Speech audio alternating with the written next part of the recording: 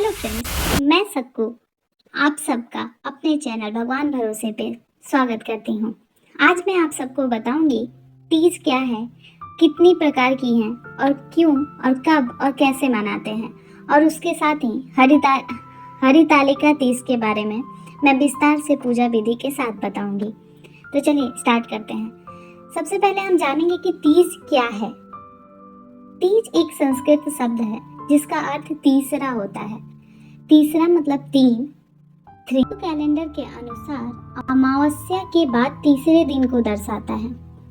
अब हम जानेंगे कि कितने प्रकार के तीज होते हैं। तो बेसिकली 3 तरह की तीज होती है जो कि पूरे भारत देश में मनाई जाती है अलग अलग जगहों पे।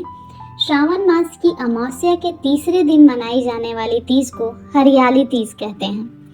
यह उस दिन को चिन्हित करता है जब शिव ने देवी पार्वती की उनसे विवाह करने की इच्छा को स्वीकार किया था। इसके अलग महानता हैं, इसके अलग महत्व हैं, लोग जिसकी वजह से मनाते हैं। दूसरा प्रकार है जो कि हरियाली तीज के 15 दिन बाद मनाते हैं, उसको कजरी तीज बोलते हैं। कजरी यानी काली तीज। इसको इसलिए बोलते हैं क्योंकि चंद्रमा के अंधेरे चरण के दौरान मनाई जाती है। इस टाइम पे पूरी मतलब रात के समय पूरा काला होता है, इसलिए इसको काली तीज बोलते हैं। और इस कजरी तीज के 15 दिन बाद हरतालिका तीज मनाते हैं जो कि अभी 6 तारीख को है, 6 सितंबर को। इसको जिसको मैं आज विस्तार से बताऊंगी। हरतालिका मतलब हरत यानी कि हरा। आलिका यानी किसी महिला का उसकी सहेलियों द्वारा उसकी सहमति से अपहरण करना। इसके पीछे बहुत ही रोमांचक कहानी है जिसको मैं बाद में बताऊंगी अपने इसी सेशन के अंत में।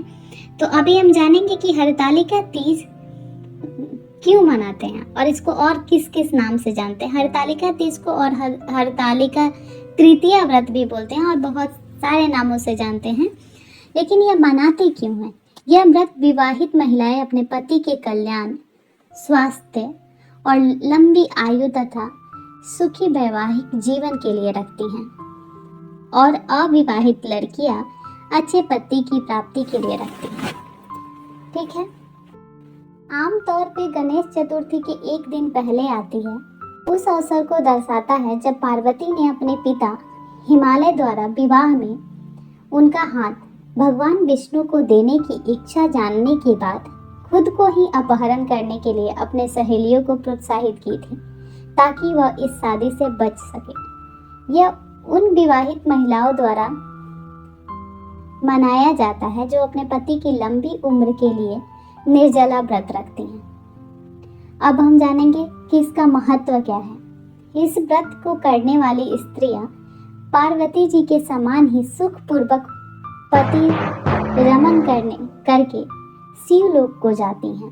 विवाहिक और अविवाहिक दोनों तरह की महिलाएं कर सकती हैं, और विवाहिक महिलाएं जो करती हैं लंबी उम्र के लिए करती हैं, और अविवाहिक महिलाएं जो होती हैं अच्छे मनचाहा पति के लिए करती हैं।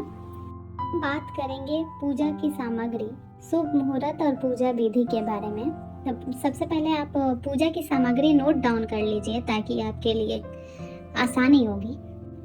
इसके लिए शिव पार्वती की आपके पास पहले से मूर्ति हो तो आप वो भी यूज कर सकते हैं, प्रतिमा हो तो यूज कर सकते हैं, या फिर नई मूर्ति भी कुछ लोग ले आते हैं, आप नई मूर्ति भी ला सकते हैं। और साथ में दुर्वा, गाय का गोबर, नारियल, सुपारी, पान का पत्ता, फल, फूल, मिठाई, अपने इच्छा अनुसार जो भी मिठाई आपको चढ़ाना हो, भगवान को अर्पण करना हो, भांग, धतूरा, बेलपत्र, गंगा जल, ये सारे सामग्री अनिवार्य हैं। इन सबको आपको एकत्रित करना है पूजा से पहले और अच्छे से धुल के इसको पूजा के स्थान पे रख देना। हम बात करेंगे कि शुभ मुहूर्त का। तो इस बार जो तृतीया तिथि स्टार्ट हो रहा है पंचांग के अनुसार, वो 5 सितंबर दोपहर 12:21 पे शुरू होगी और 6 सितंबर दोपहर 3:21 तक रहेगा। तो हमें पूजा 6 सितंबर को करना है। तो पूजा का शुभ मुहूर्त जो बताया जा रहा है जो पंचांग के अकॉर्डिंग, वो सुबह 6:02 से लेकर 8:21 21 मिनट तक बहुत शुभ मुहूर्त है पूजा करने का। बाकी आप 3:21 दोपहर तक आप कभी भी पूजा कर सकते हैं, लेकिन याद रहे पूजा आपको 3:21 से पहले समाप्त कर देना है। तो आप ये मुहूर्त पे पूजा करिए, उसका फल आपको अच्छा मिलेगा। अब हम बात करेंगे पूजा विधि के बारे में। पूजा के लिए आपको सबसे पहले पूजा की चौकी एक ले लें, जिस पे माँ पार्वती और शिव की प्रतिमा को स्थापित करें। साथ में भगवान गणेश की भी एक छोटी सी प्रतिमा या मूर्ति, या फिर हो सके तो अलग से रख लें, या फिर अगर नहीं है तो आप गोबर को भी रख के भगवान गणेश की पूजा कर सकते हैं। फिर उसके साथ आप फल फूल, मिठाई, माला, दुर्वा, बेलपत्र जो भी है आपके पास सब इकट्ठा कर लें। सबसे पहले एक लोटे में, जो कि पूजा का लुटकी होता है या लोटा होता है, उसमें जल लें।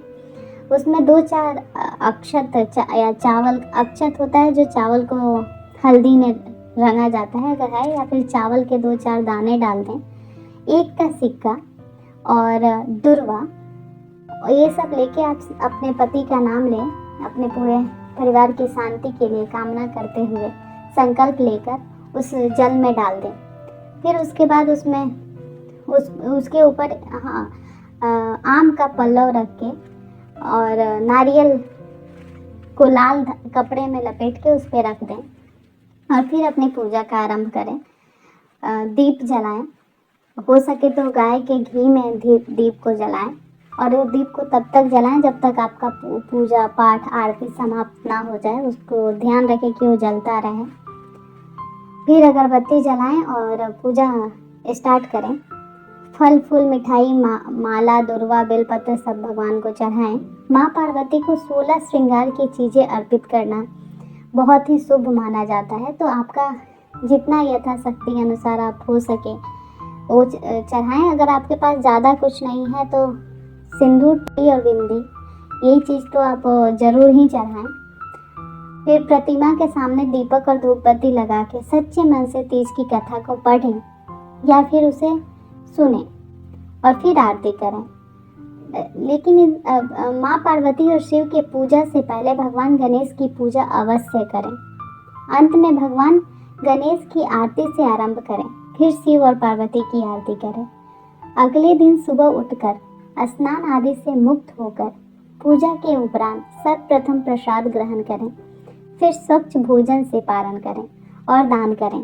ऐसा करने से आपकी पूजा बहुत अच्छे से संपन्न होगी और इसका फल जो है बहुत ही आनंददायी होगी।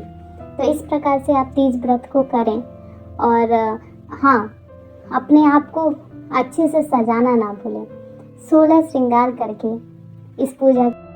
मैं आपको अगले वीडियो में बताऊंगी कि महिलाएं इस दिन 16 श्रृंगार क्यों करती हैं। तो जानने के लिए देखते रहिए भगवान भरोसे।